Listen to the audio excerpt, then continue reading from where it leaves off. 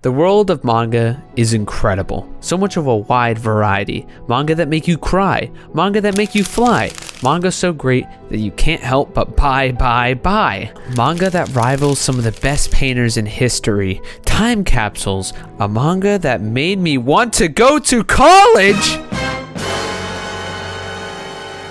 But the man drawing it is sick.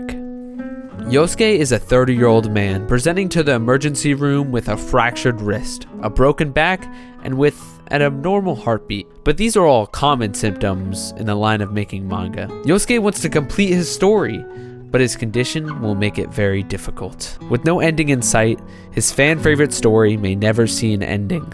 Nobody will ever be able to see the author's vision for this story. Will Yosuke put his health on the line to finish the manga?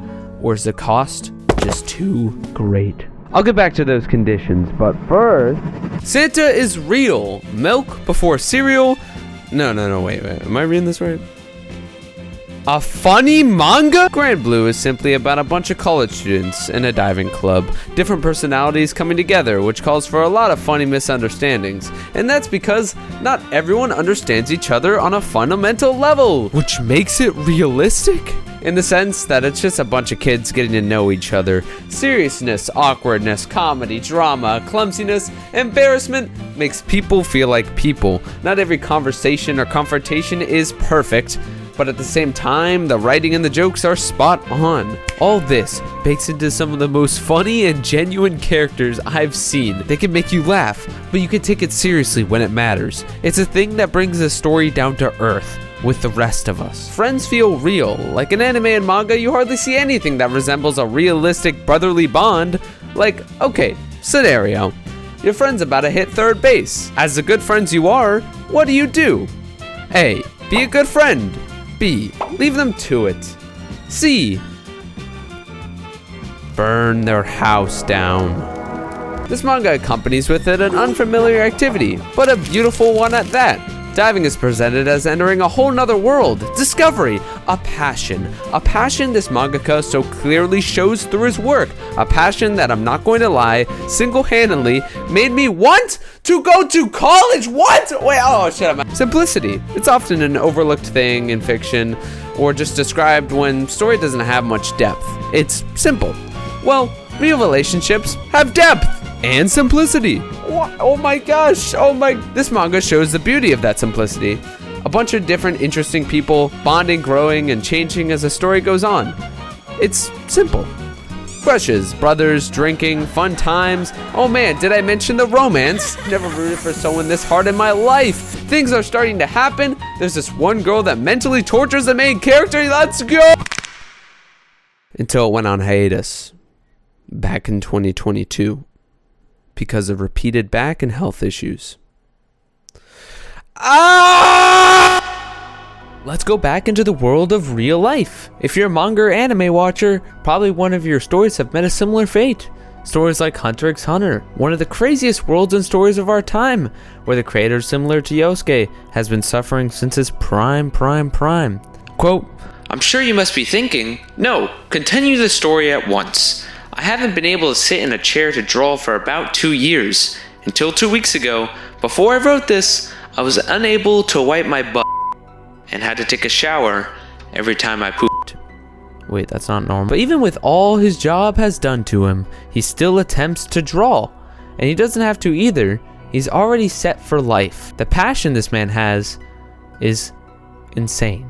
It's tough seeing the creators of these incredible stories in a state like this. And it doesn't help that usually these mangaka are very private, and there's a culture in Japan not to really complain about things and to just leave it at health issues with some minute details. Like, don't worry about me, guys. My ears are leaking! But I'm chill. But why are these mangaka so prone to getting sick? Well, it might have a little to do with non-stop working 14-15 hours a day, little to no sleep, 1 week deadlines for things like these. Well, let's find out with some of these first-hand comments and see how they got through these conditions. You guys ever wonder how Sailor Moon was made? Me neither. I had never watched no girl show.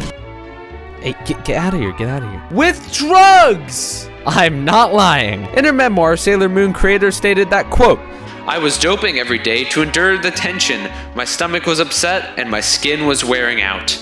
The Sailor Moon creator is known for making many comments, and even comics about her life, including some private life stuff that I would rather not know.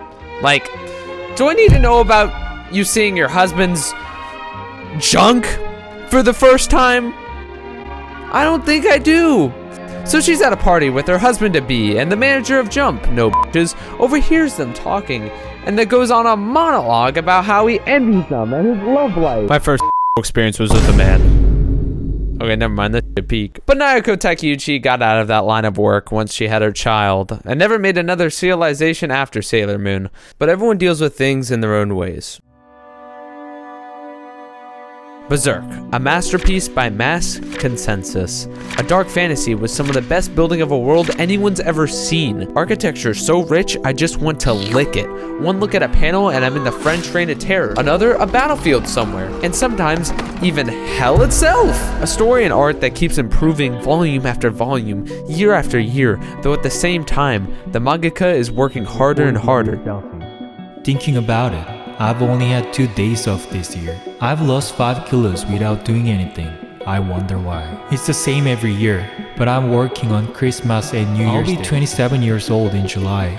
Looking back, 27 years full of cartoons. Is this what you want? If I don't see people for a long time, my mouse won't work. It's the first time in my life that I've come down with a cold twice in 1 month. I had a day off for the first time in a month and a half. And when I went out, I got hit in a month and a half. I was only able to go out for 2 hours to have. I couldn't see cherry blossoms with the naked eye even once this year. I haven't had 2 days off in a row for 4 years. I'm getting tired of it. My average sleep time has been less than 4 hours. I collapsed again from overwork. I've been drawing comics like Kentaro Candy. My 30s are almost over. My life is a mess, with nothing but manga. But I can't take it back now, so I'm going to keep going. I'm going to stay indoors again this year. Kentaro Miura kept on adding to his masterpiece until the day of his death.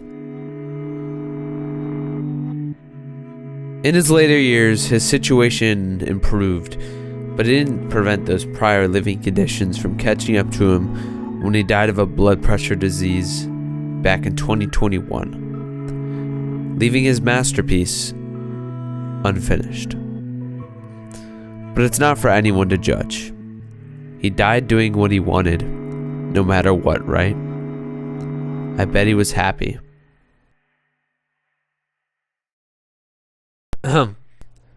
So, this isn't uncommon. In fact, we might be seeing a repeat of this right now. Yoshihiro Togashi, the creator of Hunter x Hunter, recently put out one of the possible endings of his story, just in case he dies before he can finish it. It's scary how Japan treats their mangakas. It's sad that we may never be able to see the author's vision for this story, but this is how it is. Story makers working their whole life, being awake more than they sleep just to meet a premature death. So much so that one of the founders of manga, Shigeru Mizuki, flexed and said, I slept 9 hours a day, and look at me now. Everyone else is dead.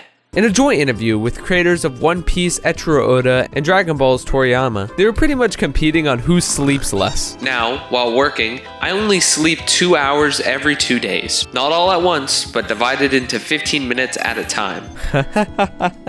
There was a time where I slept only 20 minutes over the span of 6 days. It was like I was gonna die. Yeah, take that, Oda, said Toriyama. That might explain Toriyama's memory issues.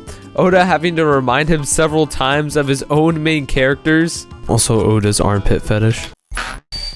So you think if they have to skip sleep, they might also be skipping out on, living their life? It's a thing we surely take for granted, but mangaka are time crunched to the point where most only have time for one world. And that's the world they're creating. But sometimes not even that. From a business perspective, it doesn't make any sense. With these conditions, lots of creators will usually only create a few series, then leave. Or some are just never able to enter the industry because the cost is just too great. This also leads for a loss for the fans too. Crazy popular manga releasing chapters unfinished, drops in quality, rushed endings. Hot take, alright? But better working conditions might equal better results? Oh my god. And what I mean by this is the only way to make these amazing stories really to kill your talent? But the fact that after all we talked about, after all this, mangaka can still keep their passion for creation. It's incredible. Honestly, I'd say in some ways, it's superhuman. Hunter x Hunter author still attempting to draw, Berserk author drawing till his final moments, Osamu Tezuka, also known as the godfather of manga. He made over 700 manga series and over 150,000 manga pages, and pretty much the first anime at the time. He is also a prime example of a mangaka whose passion persisted till even his final moments. I'm begging you, let me work, were the words he uttered on his deathbed, after a nurse took away his drawing equipment to get him to rest. To end on a positive note, there's not much we can do, but maybe just knowing the passion and what these mangaka put themselves through every day will make you appreciate it a bit more next time you're reading. Whether or not it's right, people chose this life, and I'm so thankful for it.